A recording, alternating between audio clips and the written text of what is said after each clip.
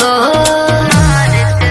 रोज मेरे गली में इस टाइम झाड़ते हो मुझे सीटी बजा के क्यों लाइन मारते हो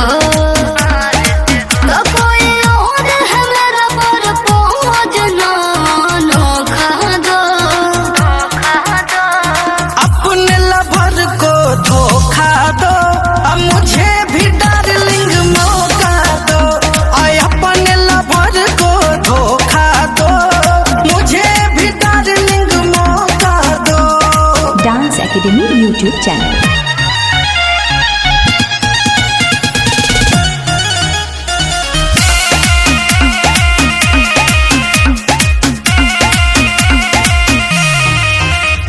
खर्चा मेरा उठाओगे क्या शॉपिंग डिनर कराओगे क्या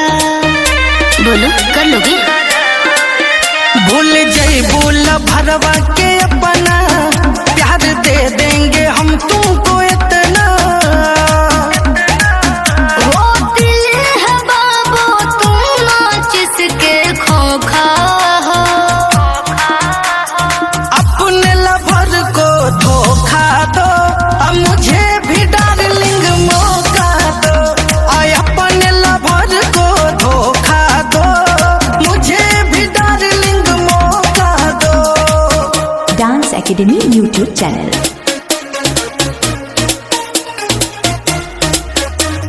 प्यार यदि करोगे खोल के मैं पटूंगे इमरान को बोल के प्यार पालोगी राज करोगी चांद नाम से ही नाच करोगी हो मेरा बाबू तूफान है तुम तो हवा के झोंका